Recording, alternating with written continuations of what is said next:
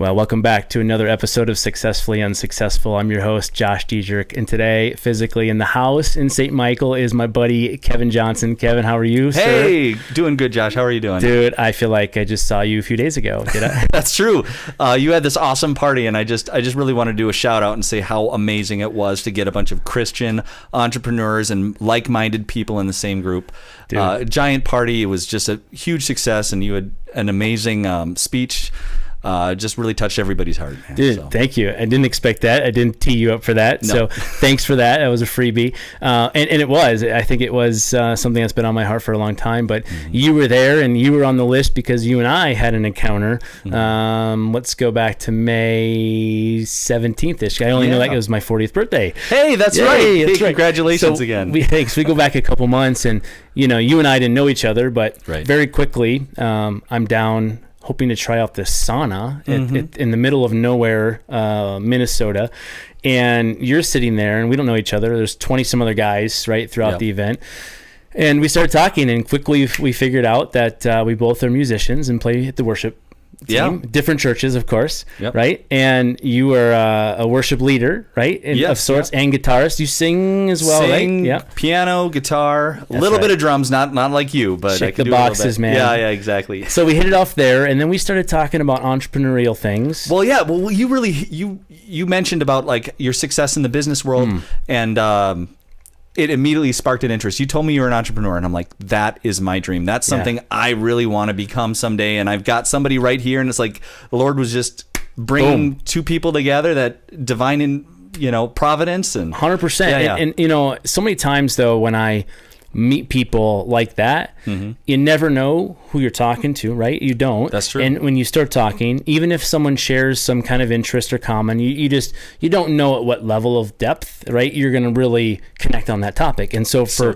entrepreneurial, I always downplay sort of some of my backstory and just kind of see how things go. And something I said spiked up, but then I realized too, and I was really excited because I met a full stack developer, along with the other guy with you was also, right? That's right. I believe he's also a worship guy. And I was like, this is too ironic. Two guys that love the Lord, play music in church, and not just any music, right? We're talking about contemporary Christian good stuff, but then also have these chops for development. And I'm like the geek I wish I could be in my idea brain of I would love to be able to create like that. Right. Well, isn't entrepreneurship also like a creative endeavor? Totally it is. And you look at music and how just the creativity of, just it is putting everything together, and that's good. Screwing this all up. That's good. No. It's good because those are the things where the conversation continue to go on, right? Because we found enough common interest. And I think that's the intent of the party.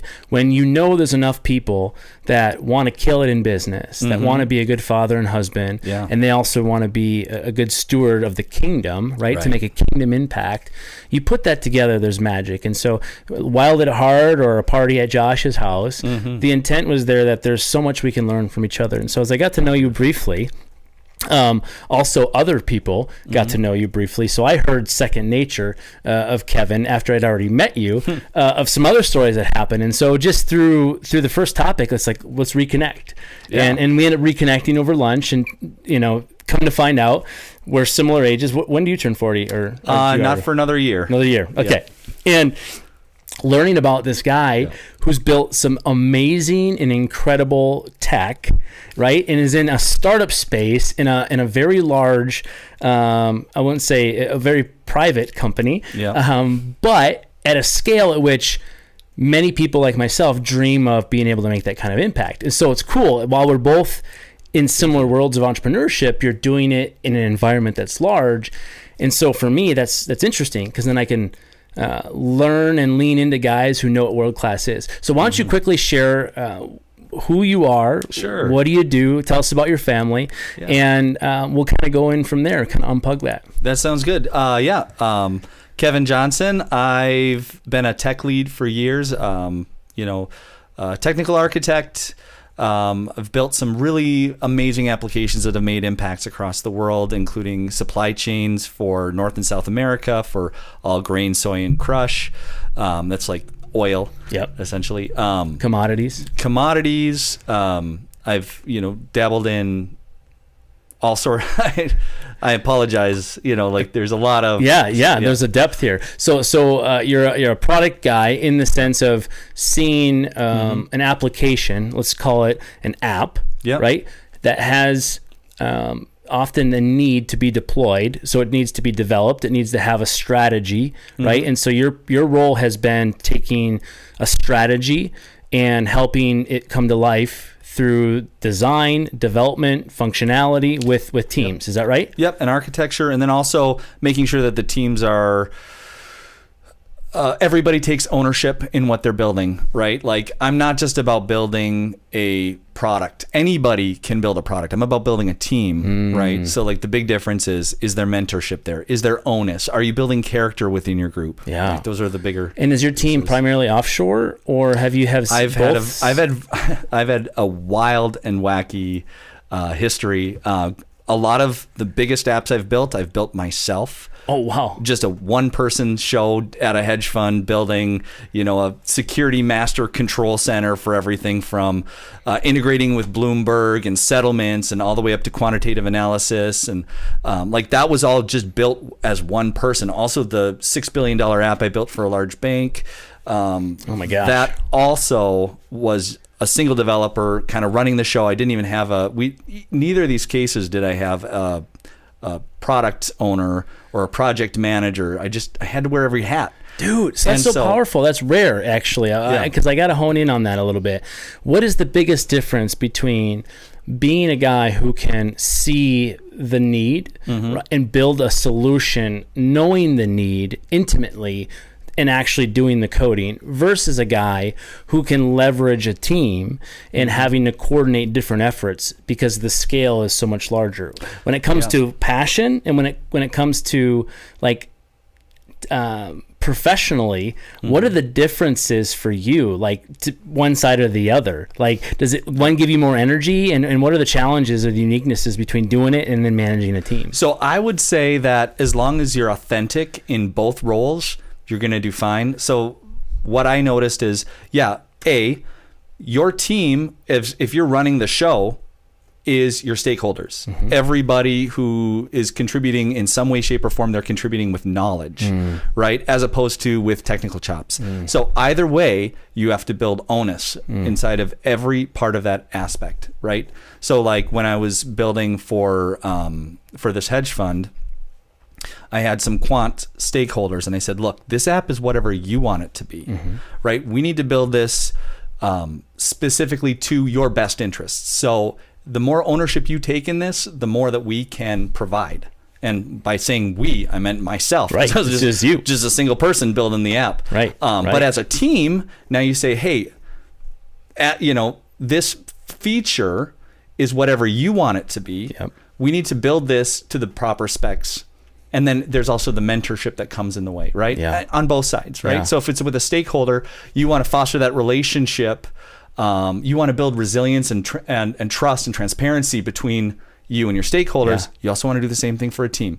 It's managing teams one way or the other. It's just how you look at it. How do you feel like the ability to translate happens, right? So if it's you and a stakeholder and they have their wish list, and then it's you to go out and develop it, that's pretty easy. But then when you have to take that and then also recast the vision to your teammates so they develop to that standard, but also that they see the right vision. What do you think is different about being able to really cast the client or your stakeholders' vision with others and to ensure that it's to the standard that they have, right? Because you're the middleman at that point, right? So how has that worked in development to ensure that you're able to take all these different pieces and bring it together to not lose sight of the end goal? Yeah, typically like that's taking on the role of something called product owner, right? Where you just become proxy to the business and you become that middleman, like what you were saying, right? That is always an interesting situation. You need to know the business use case better than your stakeholders do. Right. They need you know the problems that are going to come up. You're right? joined at the hip with your stakeholders, but then at the same time, you're joined at the hip with your team in a different capacity. Right. So the whole thing is about transparency. If I get a question I don't know the answer to, I got to relay it. So why shouldn't I first go out and do due diligence and ask all the questions I would think, and have documents built that I can reference, because of course I'm going to forget things, right? But you're going to probably maintain a lot of what we're, what's going on within your head, because you're going to be constantly churning on it, right? Yeah, that's good. So again, it's like, we're not developing a product. If you think about things from a product perspective, you're developing an experience. Yeah. If you just are developing a product, you have a bullet list of tasks that you have to do, as opposed to something that's living and fluid, right? Ooh, right. So there are a lot of things that are outside the box. There is no box. You're creating the box, right? So in the experience, it's like, does this thing achieve this goal? And is it necessary? Can it be done simpler? Can it be more cost effective, right? Do we need to enhance this part more? Which role do you like better? Do you like to be the intimate guy and know the code in and out, as well as be the in between, or do you feel a sense of excitement and energy around helping others, right, uncover the necessary needs to elevate, so you can actually enhance the product further, because you're able to now go above the detail, right, to see that the pieces are going to come together? Because I always think that's a tricky thing, the individual contributor, right, versus the team player. To go far, you need a team, but to go fast, you can go alone, right? So since you've done both, so what's interesting is sometimes you have to be quarterback for both, right? You have to say, hey, you know what, we need to refactor this giant portion, and the only person I trust with this is myself. Yeah. Because I know exactly what the customer needs, because I've been interfacing with the customer. So sometimes you have to quarterback the entire effort, and then bring it back into the hands and say, hey, this is what I did. This is why I made these changes. Here's how we're going to continue to improve. Because ultimately, again, back to that product thing, are we actually fitting the business need? That's all what people care about. They don't care whether it's shiny or looks, some people do. You're going to always have to have some level of polish. Right. But ultimately, polish means nothing. It's lipstick on a pig unless you're delivering exactly what your customer needs. That's cool. So stepping back and having all this experience in both developing yourself and leading teams, for large organizations, right? You have some pretty big accolades. We've talked about it offline. Yeah. Some of the things you've contributed to and be a part of. But what have you seen in all of this time working for corporations in terms of servanthood versus stewardship, and having shareholders be literally the stakeholders and not really even considering the kingdom, right? So you have this tendency to think world-class, amazing, right? A level of standard that's higher than everyone else. Yeah. But on the flip side, it has some downsides, right? Absolutely. And everyone can be a number. So what has been your experience? Because I was a former big company guy, a Fortune 50 company, and I know I wanted to not be a cog anymore. Correct. And I wanted to get involved in a small company, make an impact. So where is your head? Spending, 15? How many years then in corporate? 20 years? 15 years in corporate, Yeah, so tell me more about that.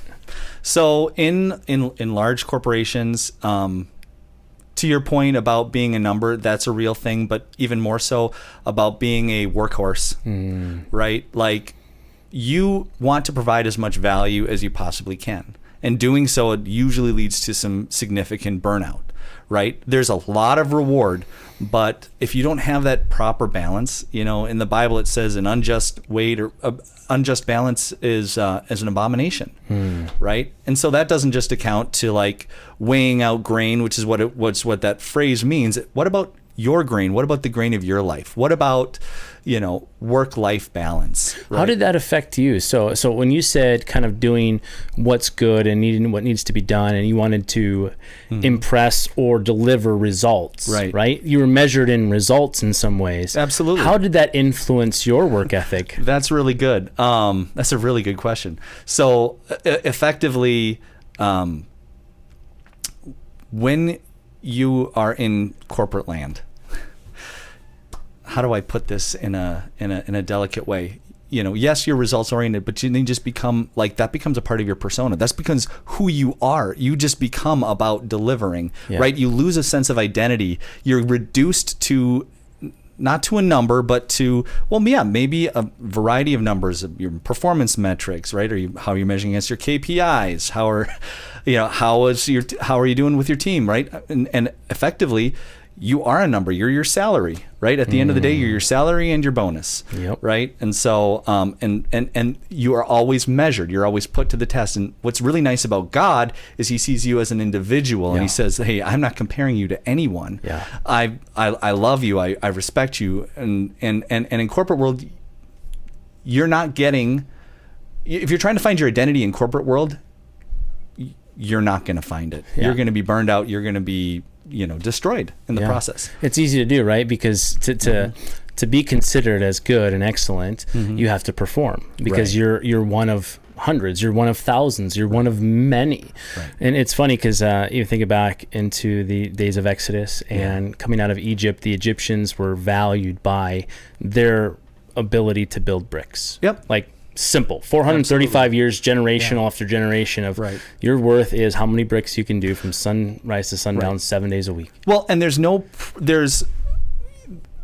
corporations are good. Like, their purpose is good, but you shouldn't be finding your identity in it. And I think that's the piece of the Bible that says, hey, you are not a slave. I made you uniquely and wonderfully. And this is not how we define your worth. Although your output should be measured, your output does matter, and how I created you and how you use what I've created you matters. But let's not define our identity and who we are, right? And so I think that's one thing that Wild at Heart taught me and reminded me of as a child of God, and the child of God that we are. We just want to please the Father. Well, how do we please the Father? Well, we do what he says. We follow him. We learn from him. We apply what we learn in our life. And so like that, we're talking about the corporate burnout that can happen. How were you finding your identity through that? What was the byproduct of that trade-off, right? We talked about this a little bit. Really Successfully Unsuccessful, the podcast. Yeah, no, I love that. And I love the title because it's so true. And I think it touches everybody's hearts a little bit differently, right? So for me, I always wanted to make a big impact. How was it measured for you? How was impact measured then? Impact was measured it could be measured in how your boss sees you. It could be measured in a lot of different ways. A lot of times, though, I just took pride in my own work, right? And so I would measure myself against what I was capable of doing. And a lot of times that would lead to burnout. But like when I was working at a marrow donor program, where I was building an application that was service-oriented architecture. We were doing a big bang approach where we were launching like 10 new products at the same time. Wow. I was brought in brand new, and within 2 weeks of me starting, the old tech lead leaves, and I take his place as tech lead. And this is my second job of all time, right? Like outside of and now on my, like, the burden of, hey, if I don't deliver, people could die. Do you know what I mean? Yeah.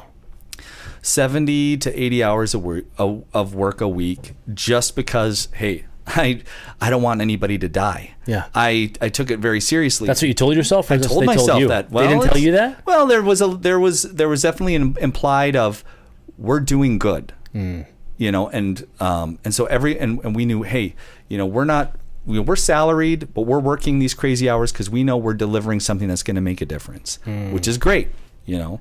How long did that last? Was that to a place where it got unhealthy? It got unhealthy really quickly. They even said, hey, you guys have been working so hard, we're going to give you 2 weeks of paid vacation for Christmas.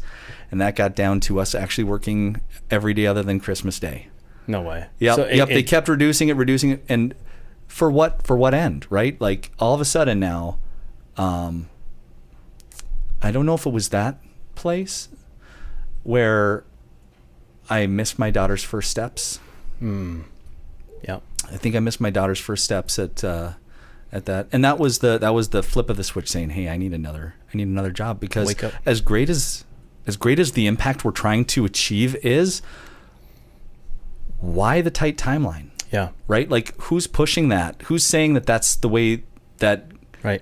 I mean, if you look at God doesn't do it like that. Right. Moses was 80. Yeah. You just look at...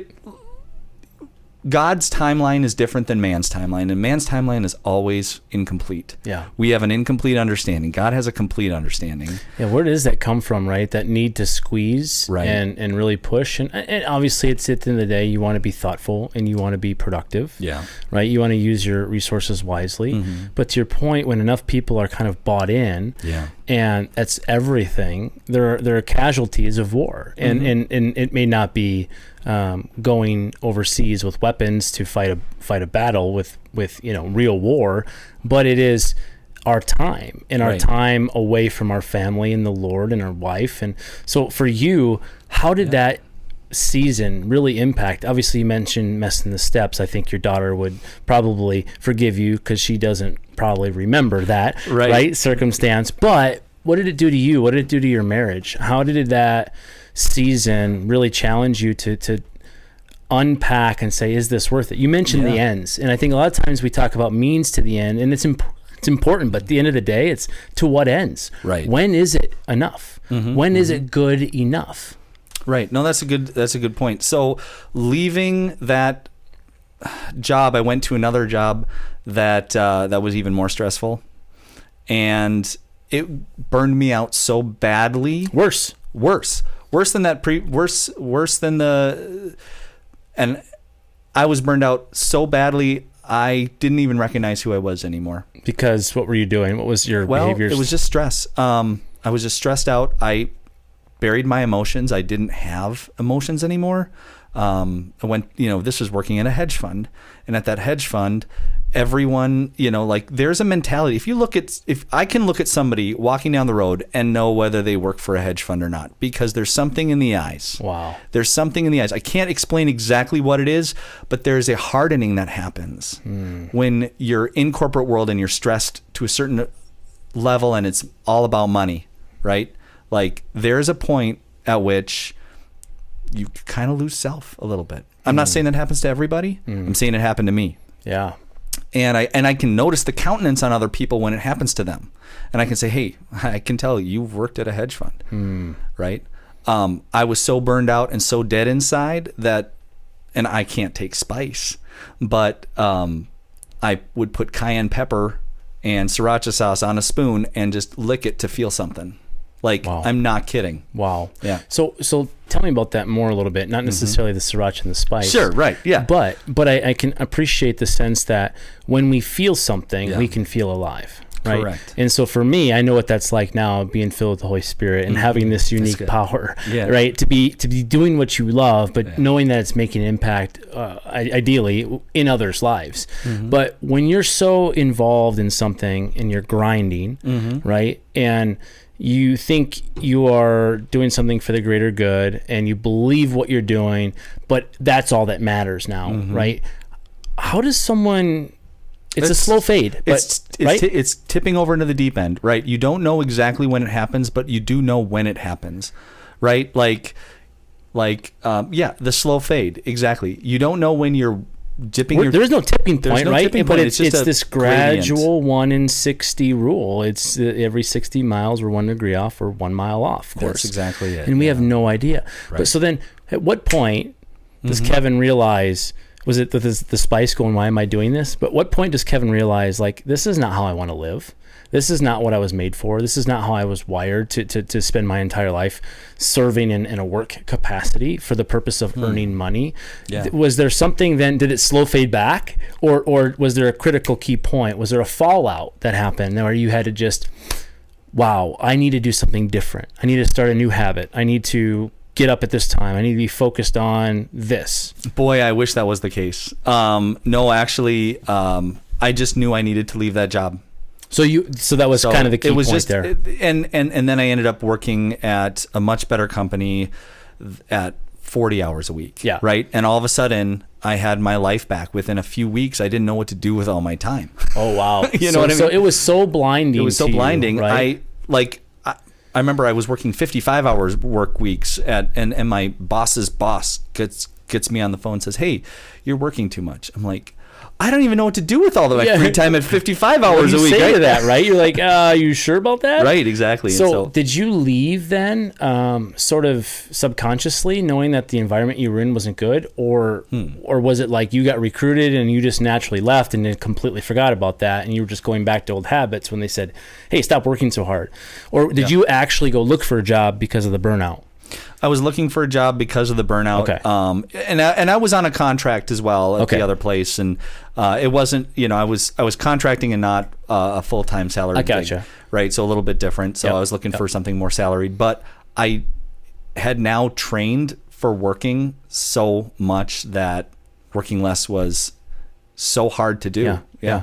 So how did you find intimacy in your marriage? How did you find quiet time with your kids and daddy time, right? Because, I talked to you, a couple girls now in the teenage years, but those critical moments early on, right? They're sprinkled in few and far between. Well, I remember a lot of times my wife would we'd go meet at Perkins, right, for dinner because I've been working so long, and she'd drive all the way down to the local Perkins at 7:30 at night with the girls, and that's where you would meet. That's where we would meet for dinner because if I drove all the way home, it'd be 8:00 and the girls would be asleep. Wow. Right. So, and then because you would go back to work after that. Sometimes I had to. Sometimes I'd go back to 10 o'clock or whatever. But most of the time, we'd have dinner and then we'd drive home. You'd all drive back, but then knowing that. But just because I wouldn't be able to see the girls because they would have eaten and then gone to bed because they were so young. Yeah. So do you think, looking back now and just knowing now what I know about you, I'm assuming that is a season that's long gone, right? But at the same time, like, how are you keeping intentionality now to putting up guardrails to see that those types of things, right? Because again, the slow fade, we don't see it. Correct. We don't see it in real time. That gradient shift is so gradual. So what in your life today, have you put up any guardrails to kind of protect you from that? Boy, I wish. Like, that's such a good thing. I think I do to some extent. I make sure that I'm 5 o'clock. Like, that's my rule, right? Yep. 5 o'clock, computer shut. Yep. And that's helpful, and also saying, hey, I have to Sabbath. Yep. And tell my wife too. She's a teacher. She's going for her principal licensure. She's tutoring as well. Like, she's busy. She's a very busy and making a big impact as well. But when that's happening and it's happening for you, you both can kind of run this life asynchronously, and it's like, we've been doing this in parallel path for too long. Who are you? Right. I mean, well, and it's kind of neat though, is we do say, hey, do you ever want to, like two kids in a sandbox, they're, play side by side, they're parallel playing. So sometimes we're like, hey, let's do a parallel date, right? Like, we'll just go out, you read your papers that you need to read for your principal licensure. I'll work on my, app in the background. And, it's one way that at least you're together in a room. At least we're together in a room, right? Yep. Exactly. Yep. Yeah, it's funny because you look for those things where just sometimes spending time in the same room is few and far between. But then the next level, because we go through it too. The seasons of where I'm head down and I'm really focused on this thing or that thing, and or something will happen in the family, and my wife is now pivoting to now homeschool one of our children because there was a school thing, and she was already kind of thinking about next year, and so she's now going down this path and I'm busy, and the next thing you know, it's like, we haven't been communicating about the day-to-day, the life, the schedules, the kids' needs, right? And it's like, that wasn't worth it because we're on different pages again, right? Right. Well, and that's why the importance of a Sabbath. So I remember noticing that my wife needed a Sabbath, right? And I specifically said, I think the Lord's leading you to a Sabbath. And I kept finding these scriptures, and the Lord kept pointing it out. And it didn't click in my brain until fairly recently that He was talking to me also. Yeah. You know what I mean? I'm right there with you. Yeah. Because it's so easy to see something for somebody else as opposed to seeing it for yourself. You're pulling out the log and the spec, and you got it in your own eye too. Exactly. So what do you guys do? How does that look practically speaking? Because I think Sabbath, everyone thinks it's kind of an outdated term, and as I've been diving into this Bema podcast, which is awesome, uncovering the Eastern view of the Bible and in the Hebrew way, it creates kind of a new perspective around God created the Sabbath for man because of this coming out of Egypt, and we need to know when it's enough. We need to know when to turn off the brain to stop creating. And even God knew that, but he created it for us, so we would do that. That's exactly so right. How do you guys practice it, or what has been something you've been working towards? Yeah, there was a Max Lucado quote that I really love. I think he said something around the lines of, God rested for an entire day and creation didn't go, Right. haywire. Right. So why do you think it will if you take a day? Yeah, right. That's good. But then as far as like us Sabbathing, it's really about honoring God. How do we honor God with our time, right? If you can give him 1/7, right? And a lot of times that's just, hey, I'm going to turn off the computer. I'm going to turn off the TV if I can. If I want some TV, that's fine. Like, what am I going to do to restore my soul? Yeah. What am I going to do for restoration? That's the big thing, right? To get ready for the next week.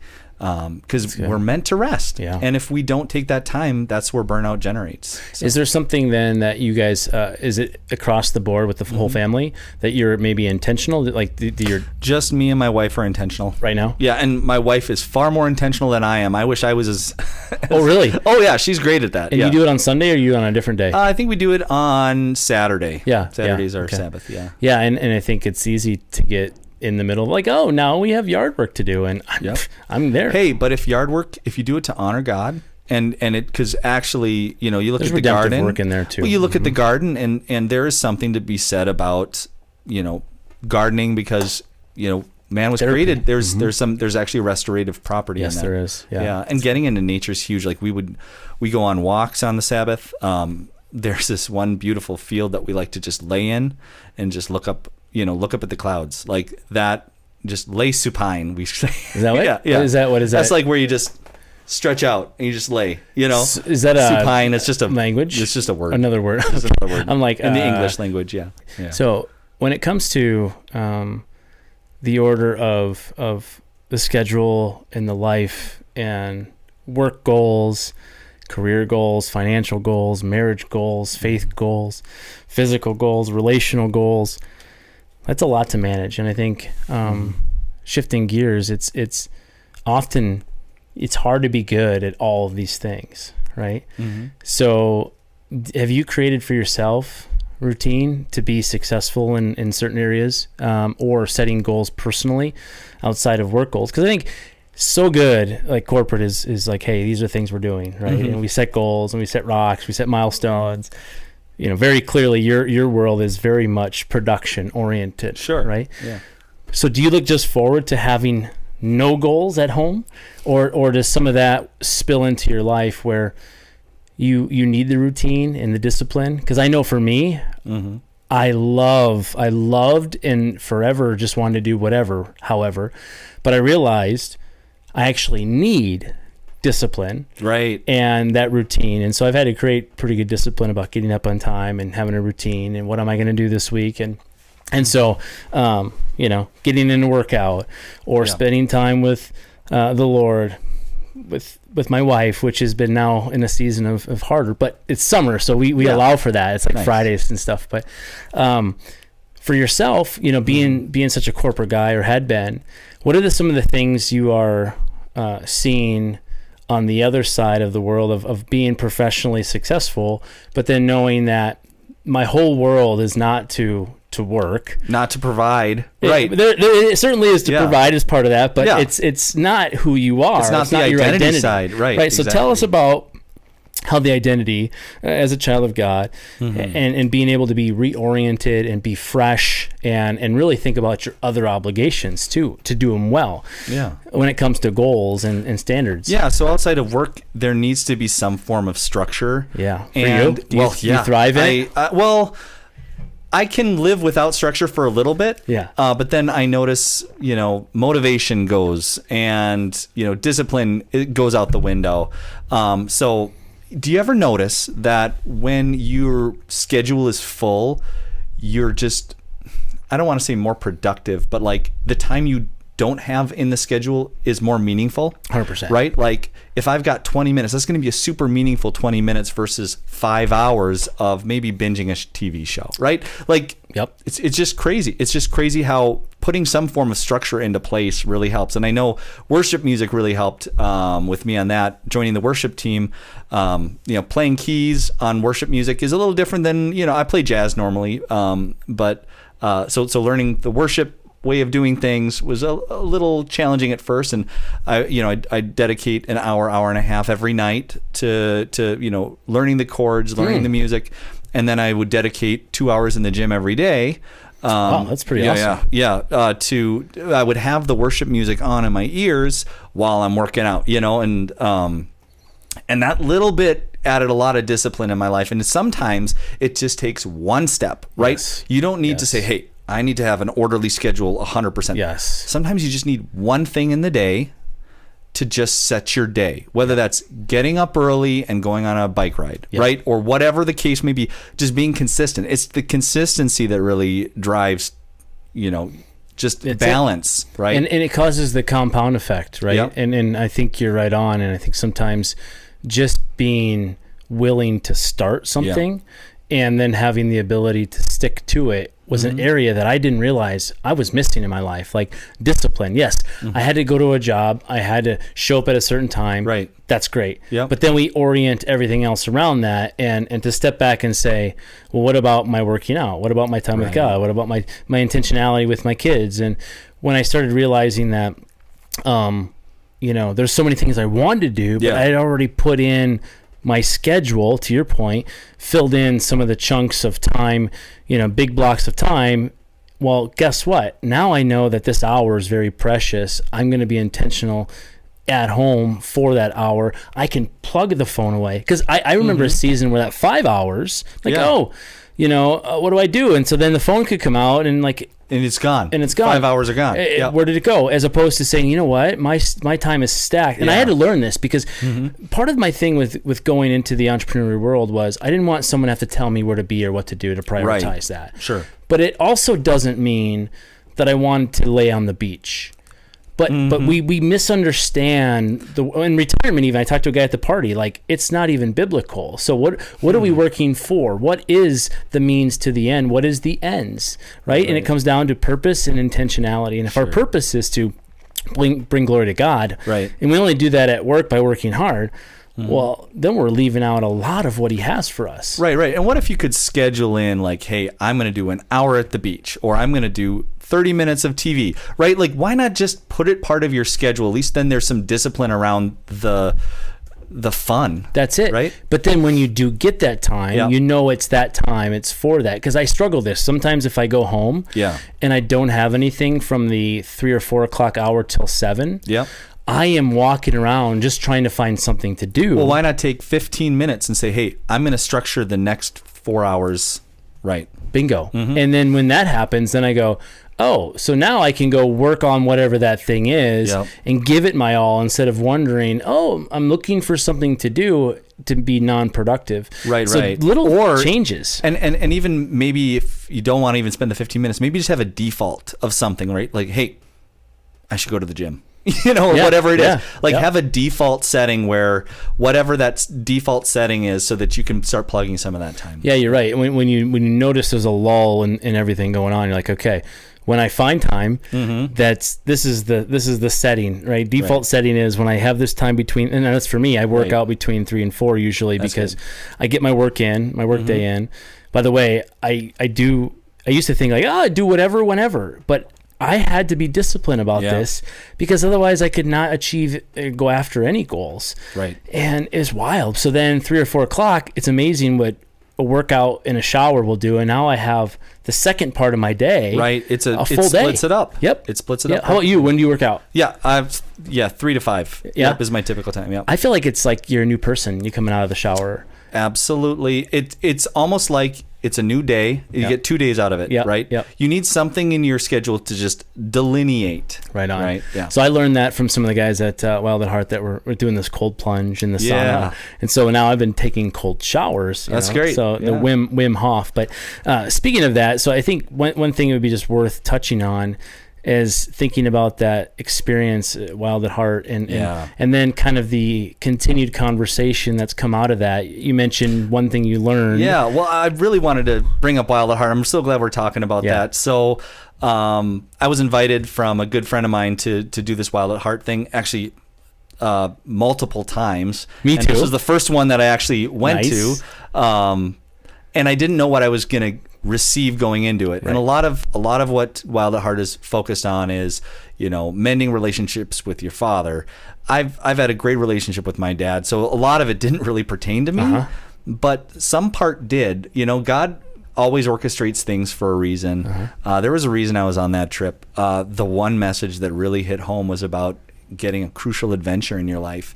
And I realized I've got, all the other types of adventures in my life. I've got the casual adventure, right? I've got the epic adventure, which is my life and the steps that I'm going through, but I've been missing that crucial aspect of my adventure. And then I was so convicted, I had to seclude myself. I stepped away for 4 hours and I just said, all right, God, what do you have to say to me? During one of the quiet time sessions? I left right, I skipped lunch. I came back around, 4 or 5 o'clock right before the dinner session.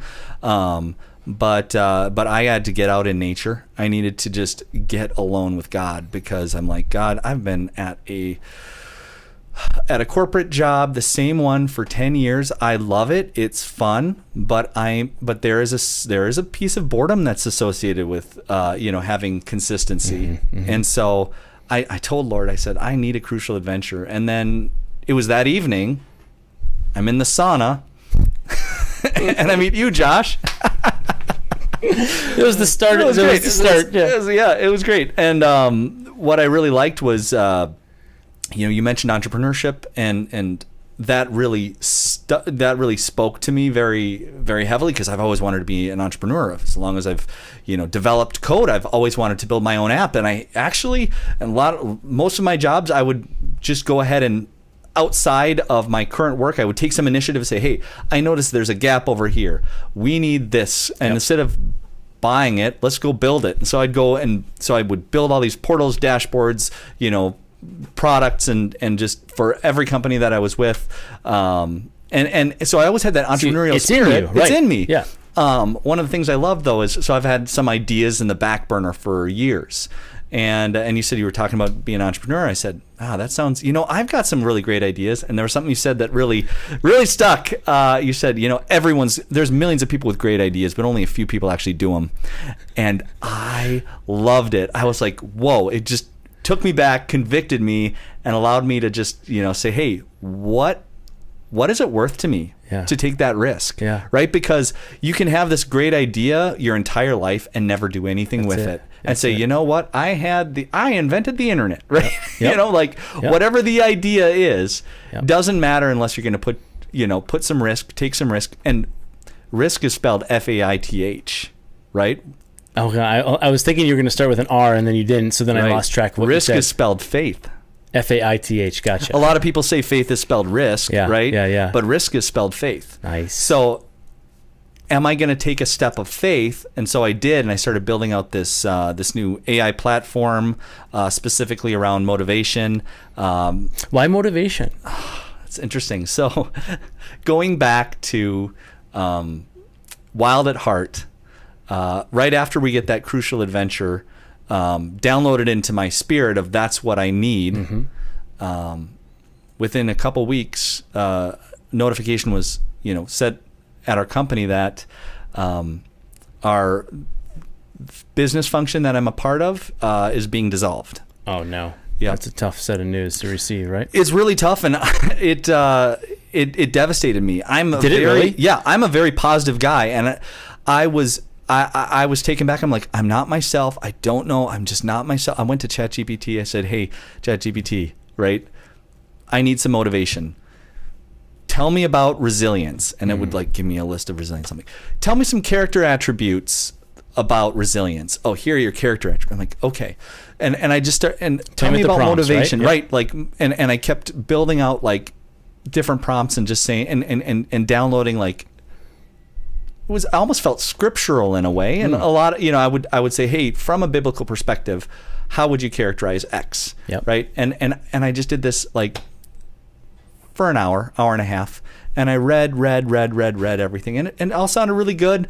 And I still felt pretty devastated. Yeah. And the next morning I woke up and I was refreshed and I was renewed. And I was like, this is interesting. Why am I feeling so? It must have been just continual, must have been like a motivation, that I received, because whatever goes into your eyes, whatever you're receiving, it can change your outlook. It can change your impact, right? And so that also just goes to show how important reading the Bible is every day, because that every day you get to look upon holiness, right? And what that does to your mindset and what that does to your psyche, and your spirit and your soul. It just proved to me the power of the Bible. Right? So now you have this new morning, you wake up, and you have this level of motivation or perspective you didn't have. Right. It was a mind shift. Right? Yeah. So again, Romans 12:2 talks about, do not be conformed to the patterns of this world, but instead be transformed by the renewing of our mind. And so you began kind of renewing, looking at this, saying, hey, why do I feel this way? Kind of questioning it, challenging it, to your point about scripture. Yeah. That is the renewing. Sometimes asking the Holy Spirit, kind of meditating on this word, like, what do you have me to see? What do you want me to know about this information? What do you want me to do with it? Right? That's good, yeah. And so when you wake up that next morning, what did you think happened when you're going, hey, I feel kind of motivated? I'm sure, did you say that, or was it like in you felt like you were going to go do something that day? Did you actually do the thing that day? Like you started on the app that day? I realized the power of it. And so then, and then I said, well, what can this be? Got it. I had to say, I recognize that this makes a difference. How do I want to now capitalize on this, and what can I do to help other people use AI to make a difference in their lives? Right? And what I stumbled across, is that, hey, people can read motivation books. Why do you need this app?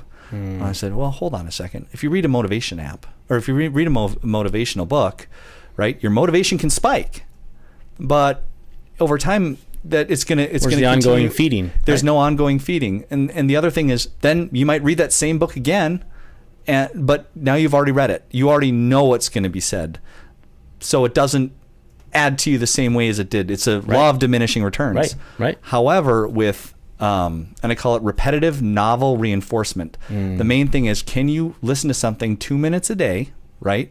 That's new to you, that reinforces the mindset that you want, right? So now all of a sudden, the novelty spikes your motivation. So now, instead of reading a book and getting hours and hours of motivation in, and then it's slowly dwindling, you're getting 2 minutes a day. Then 2 minutes a day, then 2 minutes a day, 2 minutes a day.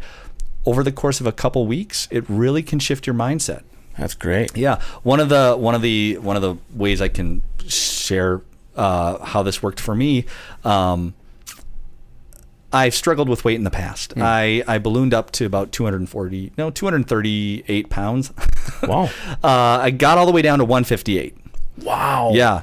Now, this is before the app, right? A lot of that was fasting and prayer and exercise and watching what you eat. A lot of it was fasting, to be honest. Oh, really? Yeah. So then when I started eating normally again, I started gaining weight. Wow. I got back up to about 190, and I wasn't eating anything ridiculous. Right. I'm just trying to, but then I realized, hold on a second.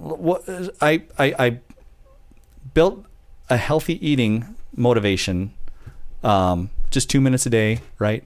It gave me some really good insights, right? Like, hey, did you know cravings are just uninvited visitors? Right? And little subtle reminders. Reminders. Then all of a sudden it goes into my head, and guess what? Like, now I've gotten back down. I've lost about 15 pounds, and cool. Everyone's like, "You look so good." And I'm not doing anything intrinsically different. Right. I just have a 2 minute a day healthy eating motivational piece that I listen to. And all it does, it just reinforces the mindset that I want for myself. That's it. Right. The mind. And you know what, above all else, guard your hearts, because everything we do flows from it. And so a part of that first entry point is what we're feeding our minds, because when we think about it, if we have this layer of how we are as humans, we often feel something or think something. And when we think or feel something, that allows us to then believe something. And then when we believe something, we start to what? Do something. That's good. And when we do something, change will happen. That's good. And so starting with that transformation of the mind is really about how do we tap into the areas of our mind that we do want to, and I sometimes have this challenge of like different topics when I work out. Like I'm like either I want to work out and just grind to some music and worship, and I've been in that zone to versus a podcast. But then I'm like, well, which one do I want? Well, I want something new. And then the struggle is finding something new that's going to get me into that zone because I want to be able to listen and stay captivated for a period of time. And so is this thing designed to be a very quick and easy, it feeds you throughout the day then, or is this just once a day, little subtle, very quick motivators in the form of visual, textual, audio? How do you see that kind of coming together? Sure. So right now it's about 2 to 3 minute topics, right? So if you say, hey, what I want is I'm building a business, so I want to be motivated in building a business. Well, it'll help build things specific around what you need with building a business. What kind of mindsets do you want? One of the things it told me today was to ask you how do you problem solve, right? Like it gives me action items every day, right? It helps build the characteristics that I need internally, and then it also has a theme for the specific day. So it's like 3 layers deep of inspiration. So not just a checklist. It has more of a strategy behind it that's actually built to. So to answer the question that you were prompted. Yeah, right. Problem solving. So we've got 25 topics right now on the app, and you can both listen to them or read them. Cool. You can also schedule a notification to say, hey, it's I've got one called Training for Intensity. Right. So like if you're going to the gym and you just really want to just really hit it hard about 30 minutes beforehand, why don't you listen to, Training for Intensity? Right. So like that's like 3 minutes long, but it'll just prime the pump. Prime right? the brain. That's you it. You got it. That's yeah. So that's how it works. Dude, it's psychology. And the reality is the best counselors, and by the way, if you had not, and others that listen know that I'm a firm believer of counseling, but the professional prompters are the counselors, because you walk in and, the question might be, how was Josh today? Okay. Well, that forces me, I have to answer that. That's good. I'm good. And what are we working on today?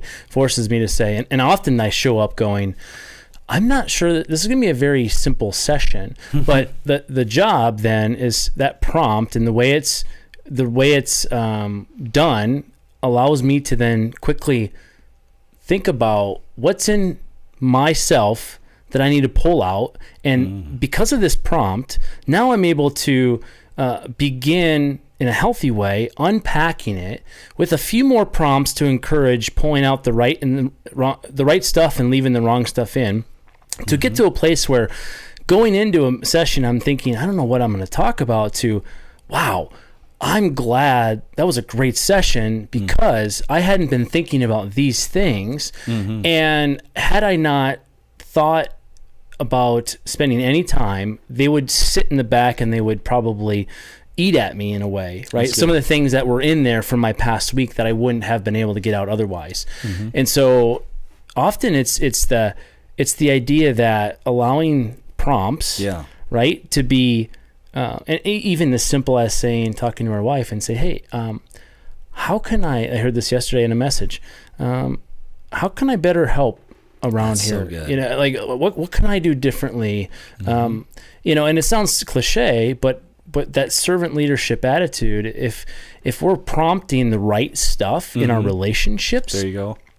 Giving someone permission to be vulnerable, or giving an app permission to get our brain. And so part of the whole thing with counselors is what are we doing to prime? One thing I learned was to prime our brain when I'm going to transition from focused and grinding and being ready to work to go into my home where anything can happen and someone needs my time, right? And so I would wonder, is there some level of, what are you calling these categories? They're just topics. Yeah, I got a topic for parenting. Actually, it's a perfect one. Great. As you're leaving work and going, you need to get into parenting mode, right? Like something just to... Is there a transition, type of topic, meaning we're going from one thing to a next, and the priming, again, is preparing your mind to know that adversity is coming, right? As opposed to, and this is one thing I had to start doing, is like, I'm walking into the house, prayer, be quick to listen, slow to speak, and slow to get angry. That's good. James, that's good. Yeah, right? Yeah. It's like, okay, but what you're saying is huge, right? But now, where does the truth come from? Mm-hmm. This is one of the areas we were talking about. Yeah. So underlying, not only the motivation, needs to be some foundation, right? And our foundation is biblical truth, right?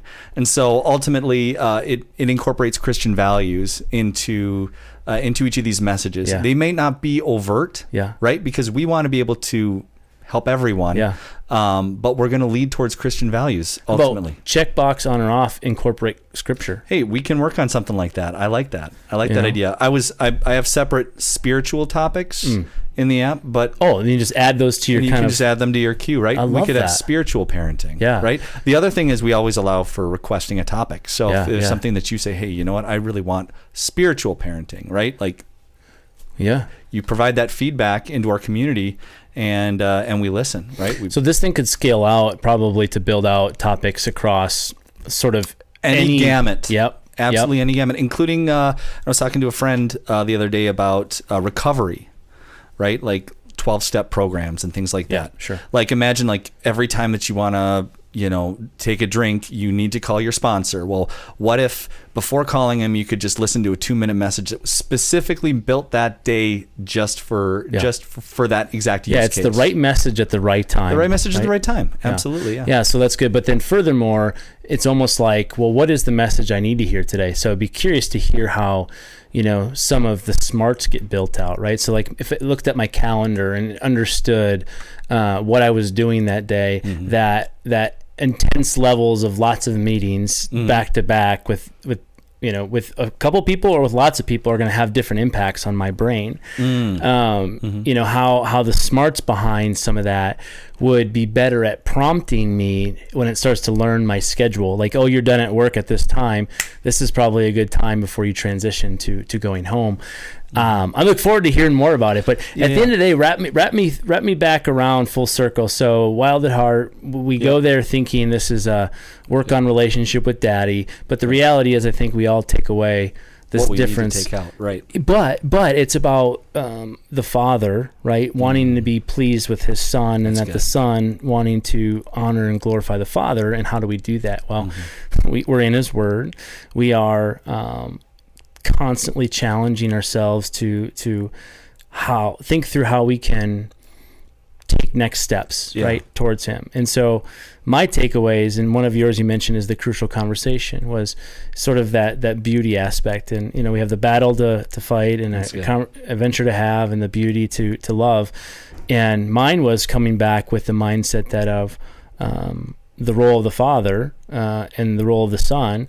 Part of this was I needed to just be a better husband, and part of being a husband is also being a father. And so understanding my role, which is what this is, the identity, it was just still more to do, still more to learn.